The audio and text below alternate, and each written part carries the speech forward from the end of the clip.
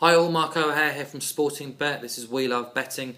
Time to talk Football League now, and I'm hoping to better last week's score of 2 out of 3 results. Bournemouth, of course, coming home, but they didn't seal the half-time full-time, running up 4-1 winners against Oldham, but goals came in the second half, so scuppered the hat-trick.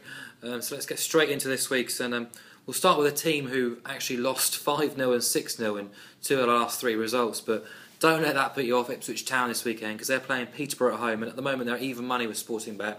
Already come in from 5 to 4, probably going to go on odds on, so if you're going to back Ipswich, get on quick before they do go odds on it if you can. The reason I'm backing Ipswich, yes, they have lost 5-0 and 6-0 in those 2 away games, but Mick McCarthy's first game in charge at home resulted in a 2-1 win against Burnley. If you remember back as well, they actually upset the odds and won 1-0 away at Birmingham as well.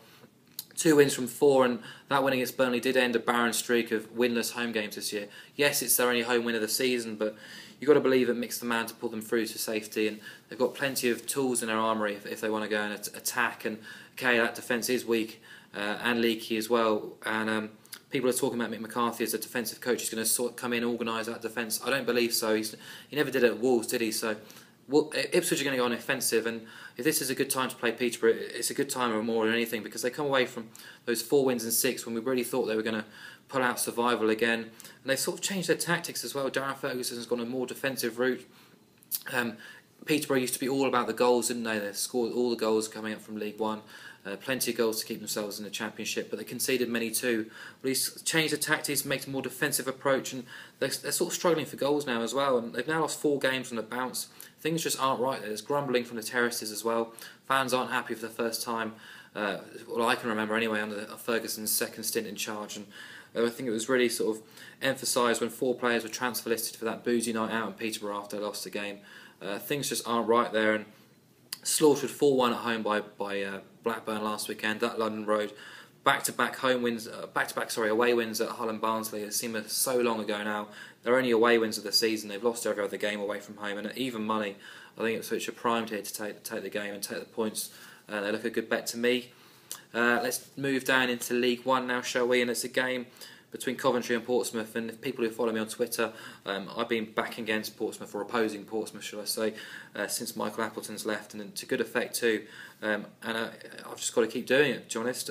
Coventry are the form side in League One at the moment. They're 17-20 to beat Pompey at home on Saturday. That holds a lot of appeal to me. I was expecting them to be a lot shorter than that.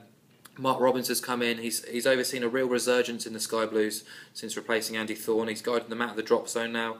They've won 4 of their last 5 as well, and impressively so too. David McGoldrick has come into his own as well. He's on loan at Coventry at the moment, leading the line. 10 goals in 10 games. And he'll be really excited about playing a Pompey defence, which has kept, 2 clean sheets in 19 games now. It's just not good enough for Pompey. They've lost their last 6 games.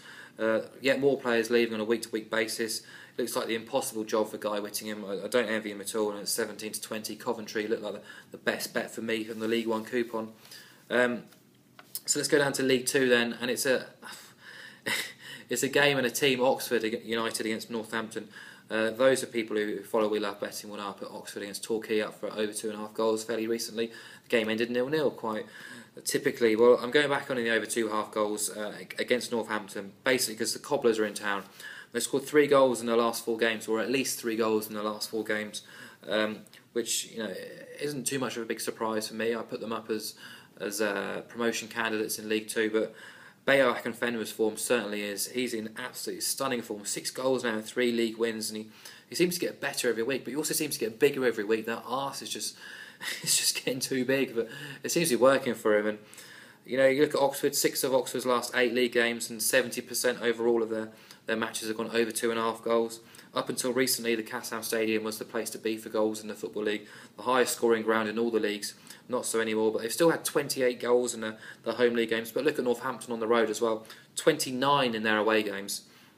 Over half of their away games have gone over 2.5. Nearly 60% of their games overall have seen 3 goals or more. And you've got to trust the trends to continue, especially when you see a price at 4-5 on over 2.5 goals when Oxford meet Northampton in League Two.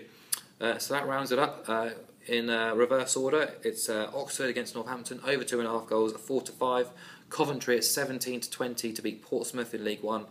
and Ipswich are even money to beat Peterborough in the Championship. Let's hope for the treble.